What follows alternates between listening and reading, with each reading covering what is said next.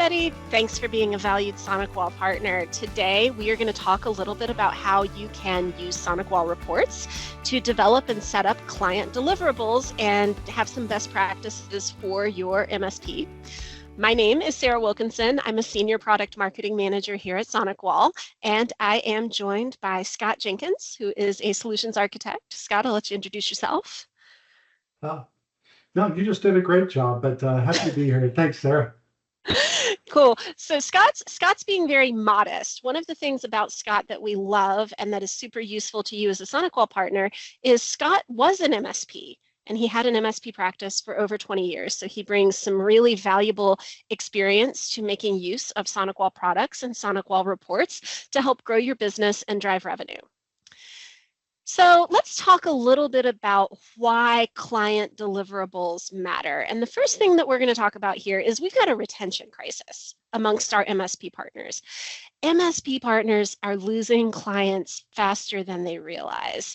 According to the research done by Enable, most MSPs have an average annual client churn rate of about 12%.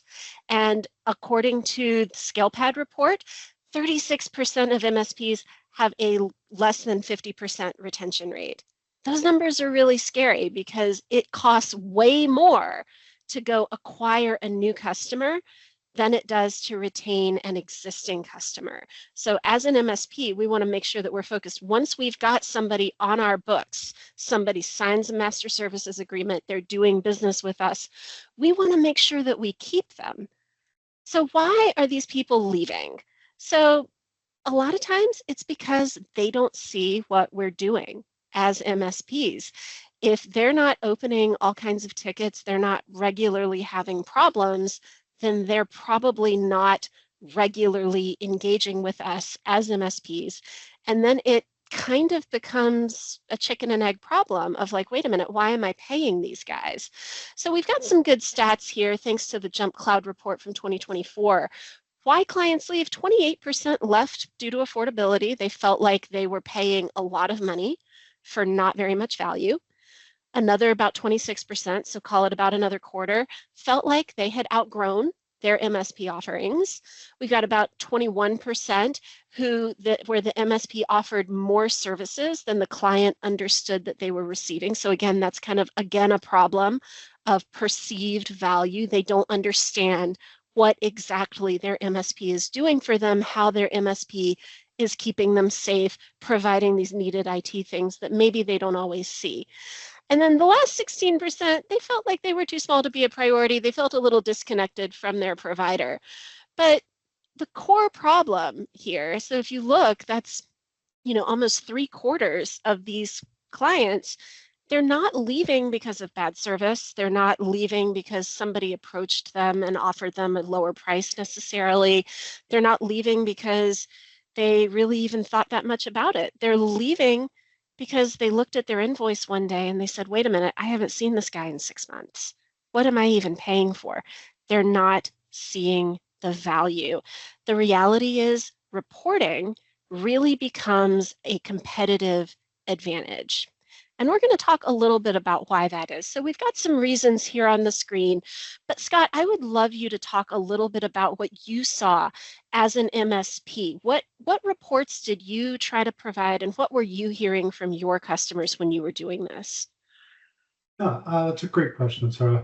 There's a myriad of things. When we go and talk about firewall, being in our firewall world here, right? People would go, well, do we really need firewall, or do I need to buy all these services? We never get attacked.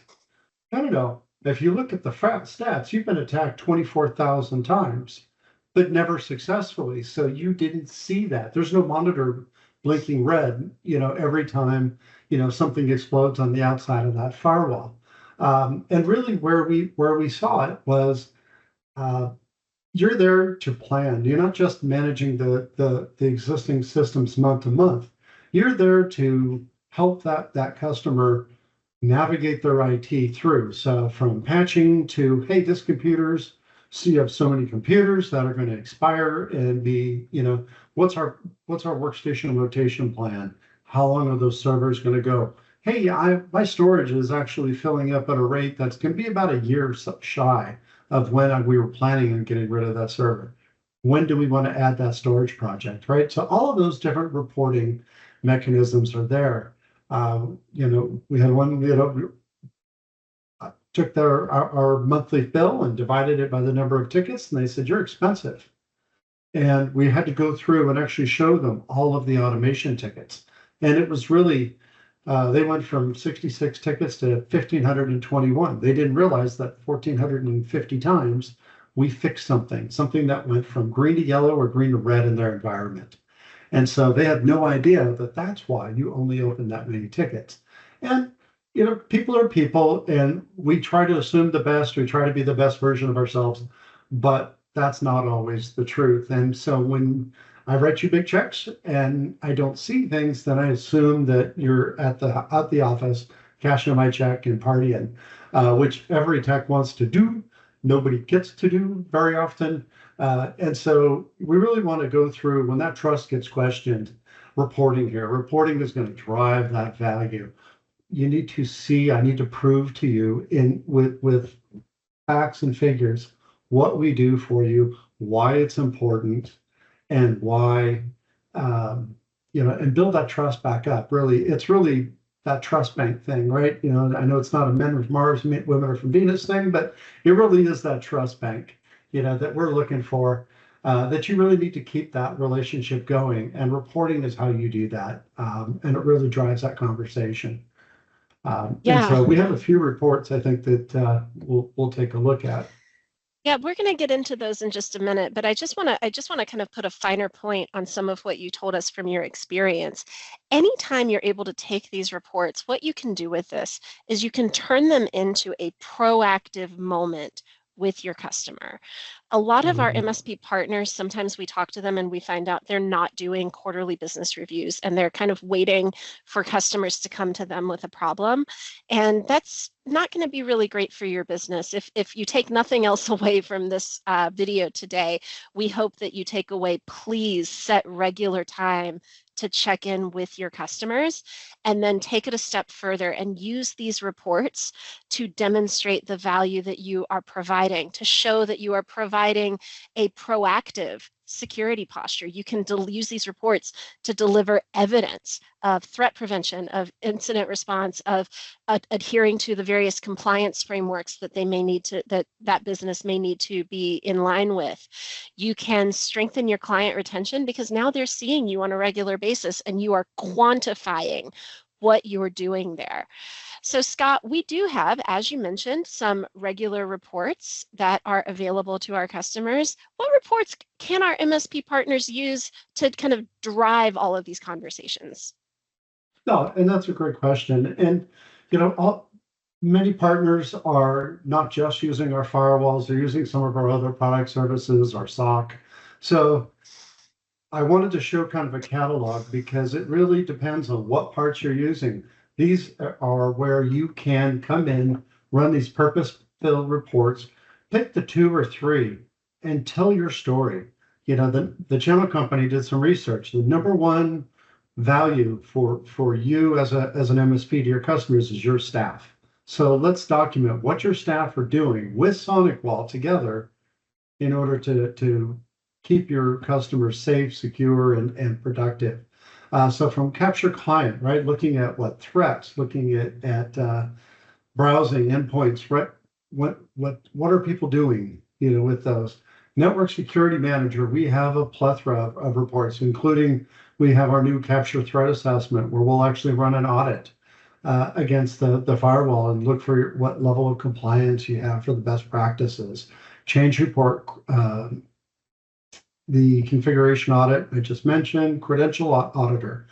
Look at those reports. Do your users have accounts that have been compromised? Are they out there in the web? Isn't it great when you proactively come to a customer and say, hey, that person used their work account out of this website, all of these non-work websites that were hacked.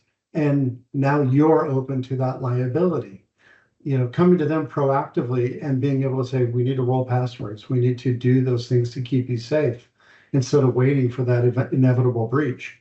That's your value, right? Coming in there. So using these to roll through, security assessments, right? So NSM has a ton of reports that you can come in and try to run through this. Wireless network manager, right? Account, your access points, your switch reports, who's connecting. If you're a library or some kind of a Fed, they get paid on the number of people connecting to your wireless. So, those reports are important. And then when we really get down into our managed security services, right, from the monthly health checks and the security assessments from our NOC, and then switching to the other side, the SOC, right, having those EDR specific reportings of what did we see hitting against our workstations. Email security, identity still is the number one avenue for breach and all of that. So what's that email? That email security isn't just spam. It's identity management. That's where your identity is and how everything else logs into. So it's actually far more important than, oh, email, it's just spam. It's like, no, it's not. It's your identity. So it's akin to someone stealing your social security number and pretending to be you, right? And of course, our SOC does its own monthly report cards, and we have our security dashboards that our customers can use to see what's going on in their environments. All of these help paint those pictures, and you need to be able to tell that story. Pick the 2 or 3 high hitters, and we'll walk through them. And that's really what we're going to do here. I'm going to walk through and really pretend like we're having that conversation to your customer. And let's walk through some of these reports and talk about, how I can turn this into a story that shows your value with SonicWall. And so we'll come through here, and we'll start with the security assessment report, right? So this is very much a kind of an executive summary and then with some detail. So those intrusion blocks, again, that we've never been attacked. Well, actually here I can show the number of intrusions that we've blocked is, over 4,000 intrusions. It may be that ping, that poking, where they're testing your defenses, to the actual threats, malicious packets, URLs, those kind of things that we have blocked. And, if you really look at the average amount of downtime, how many days of downtime have we prevented? What kind of web activity are we seeing? Well, we got over 8,000 URLs that were visited here on this report, and we've clocked 114 high-risk applications. So how often it's not just Office anymore, it's all of the applications on the endpoints, CVEs that are coming out. This is how proactively, again, you can come through. Hey, we need to patch all your mission critical applications, whether it be Bluebeam or Office or Visio or Adobe, anything Adobe, right?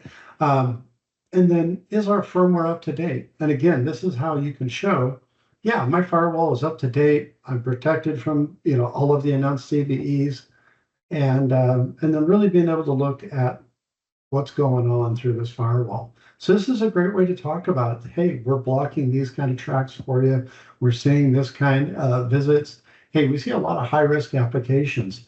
Why don't we work on a project? Let's identify which of those applications are coming across and which ones need to be, maybe they need to be blocked, maybe they need to be patched.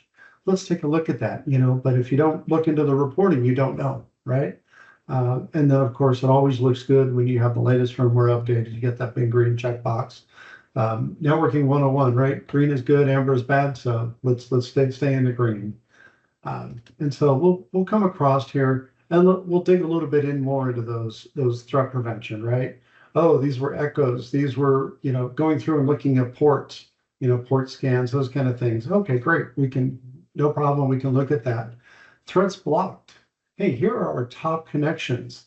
Great, these should probably be on a block list, right? Here's an active thing you can do to read it and say, yep, hey, and just so you know, Mr. Customer, we've added these to an ongoing block list to make sure that you're not seeing, that we're not just evaluating the packets, but we're just dropping them because they're coming. We see too many things coming from the wrong places, right? So again, going through and showing proactively what you've done and what that report actually is saying. So again, you're keeping them safe. Here are the top 5 people that are trying to compromise you. We went ahead and just blocked them. So that's part of the story, right? How am I keeping you safe? How do I keep you doing what you do, to feed your families and take care of things, and going into URLs, right? How productive is their staff being, right? Here's our top categories. Well, advertisements, well, that's in a lot of web browsing nowadays. We can't be too judgy on that. But hey, shopping and content delivery networks, hey, there's a fair amount of URLs that are being hit there. So, you know, SonicWall has some great things on the firewalls where you can run content filtering on shopping networks and then still go through and take your office manager and your procurement person and exempt them from them, right? So we have a lot of flexibility to come in here and help you. Maybe we need to tighten that down for some content or schedule that, maybe just allow that during lunch, right? So we'll be the kinder, gentler network guys. High risk applications. Here, oh, look at this. I'm seeing Crunchyroll, Tubi TV. There's a lot of streaming going on in the background, Facebook, peer-to-peer apps, right? That's one of the huge avenues of infection because there's no, now you better hope your endpoint, your MDR is really doing its job because users don't always know when not to click on that, right? Someone's going to make it really look tempting with a great description that isn't at all what that download actually is. And so we can go through and take a look at these. And this is a great way to say, this is what I'm doing. Now I can look at URLs. I can, do block lists. I have a number of actionable items that we can do that I can book billable hours to and be able to cover it, or be able to say, look, we already did this and it was covered underneath your agreement and we've already done all this great work for you proactively, whichever you want to do, right? So that's great. Let's move over to our template configuration auditor. And this is new from SonicWall. Configuration drift becomes a problem. My last company, we had 35 technical people. Sometimes you can tell who did what firewall. We all have our particular, and everybody wants to do things a little differently. But from a MSP business, when I'm the owner, I want to know that when there's a problem, I know how every one of my customers are there. I want to know who to identify. So here's a great way to come in with the best practices, create a configuration audit template, and apply that to the different firewalls. And here I show a couple that are offline. And I did that on purpose because if that firewall has ever synced its configuration with NSM, we'll actually run that configurator against the last known configuration that we have saved. And so you're still getting, even if that firewall is offline, you're still getting a report on what's going on. And you can see here 61 out of 61. We've gone through, all of these have passed that audit, and you can go up in the top right hand corner there and hit get your reports and pull that down. And here's a great thing that you can do per tenant, per customer, right? And just show them, here I ran it and here's the successful documentation, file it, right? They can always come back 2 months later. Hey, didn't we have something 2 months ago? Because we're busy, everybody's memory's a little bad. No problem, I can go back and take a look at that, right? So roll through that, you can see those. And and the great thing here is if we look at that configuration auditor report, we have our header. It's going to show us how many checks passed and didn't pass, right? And then we're going to show you every setting, right? Going from the device tab, settings menu, administration, local multiple administrators tab. So we tell you exactly where that setting is. And then password must be changed. That's the field we're looking for. And we'll tell you what we expect and what the actual value is. And we'll see that for the things that didn't fail, for the ones that did. This makes it super easy to run this report once, then you can create your own template, set those settings. And NSM will allow you to do that across multiple customers. It can be a zero-touch template where the moment you add a firewall into management, this template pushes and sets that standard. Now I have consistency across my things. I don't have those one-offs. That's where we get got, right? So download that zip file, pull the reports out, and really this is where that value comes in. And you can walk through this report to all 61 of those and go ahead and set that right up front, and then run your configuration auditor and make sure that they stay that way, right? So great tool, and you don't have to go in and set that template to then compare it.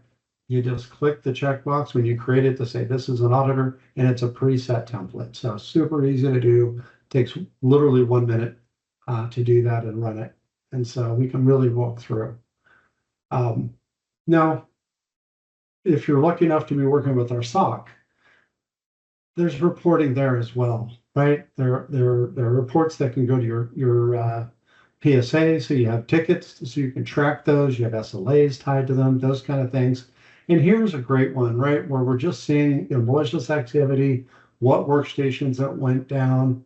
Hey, you can show, oh, these were locked. They were locked for 3 hours until we worked together to on the next steps, right? Powering them off, removing them from the network, extending that lockdown if needed. And so you get these alerts. Every one of these alerts is something that you can show that, yeah, some stuff is happening and we're doing things about it. We're earning our money. And you didn't get a separate bill for every one of these alerts. This is covered. And this is why our business intelligence and our processes are what's keeping you safe. It's that people process technology, right? And so coming through, getting these, and then being able to report on it, that's really what we want to see and really work through to show that value.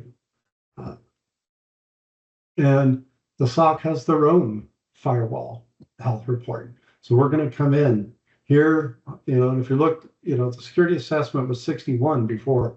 The SOC is looking at 122 settings, right? And this is a mixture from Insurance for the embedded cyber warranty that you get with SonicWall products, which doubles, by the way, when you're working with the SOC and you're under active management. But right here, you're saying that automatic F is any failure to meet minimum requirements. And the report will show you, is it a Sonic Sentry suggestion? Is it a Insurance requirement, right? And you can walk through those setting by setting. So you'll never guess about what's going on. Moving your firewalls, they're co-managed. Every month, your staff can be making changes. The NOC will be auditing things, and you'll go ahead and get this check report.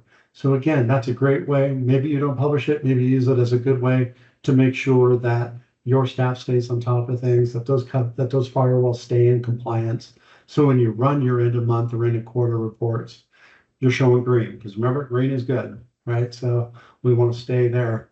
And this is really the great way. Some of these can be used internal as a gut check, as a secondary connection to make sure that you're staying good. And then, of course, there are the customer-facing reports. And these are just a few. We showed kind of that full catalog to show that depending on what products you're using, of course, we hope that you're using us as a platform, and we're certainly working constantly to be worthy of that. But really, we want to be able to give you as much info as possible to show your value to the end customer using our products and services. And that's really what this is about and going through. And so, it's all about packaging that story, right? Locking in that value perception. And so identify the reports that showcase the different solutions that you offer. And then get those reports scheduled for regular delivery. They can be on demand. You can pull them from our web or have them emailed. Have them go to your PSA, and then that's the ticket that can get assigned to your customer success managers or whoever's in meeting with those partners. And again, so they get those, they get a ticket, and now they got to go meet with them and put time to that, right? Easily trackable through your environments to make sure that things are happening, your processes are being followed. Identify the key pages that you're going to walk through that report. Keep that content, to focus on what you want to demonstrate, to value, to show your value, really, to slow down a little bit. But we really want to show that value. And of course, using SonicWall solutions, we want to be a partner, right? Vendors just sell you stuff. Partners are there. We're helping you. We're invested in your success. And that's really what SonicWall is pushing to do.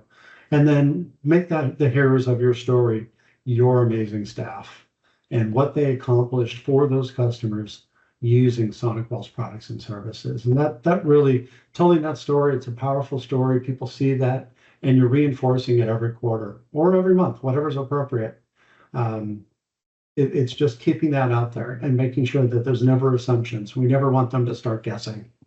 So, Sarah, appreciate you giving me some time to walk through all this, and Yep, for sure.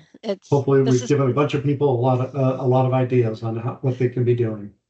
Yeah, I hope so. And as I said at the beginning, I hope that you're taking away from this that these reports, if you're not already doing proactive meetings with your customers, whether you're doing them quarterly, whether you're doing them maybe monthly, if you have maybe a more of a VIP customer, whatever makes sense in your business, if you're not already having these regular meetings, you really should consider scheduling them because that's how you show the value. And the reports give you the reason to reach out. The reports give you the quantitative data. So definitely check out the reports in the SonicWall solutions that you have. If you would like to add to your SonicWall stack, let your account manager know. And thank you so much for the time. Just remember, SonicWall is here to be your partner in success. We want you to be successful with us together. We do have a blog on turning security into a story to drive value and content retention. It's either linked in the description of this video, or you can certainly use the QR code on the screen to access that. So from all of us here at SonicWall, on behalf of myself and on behalf of Scott, thanks for the time. Have a great day. Thank you.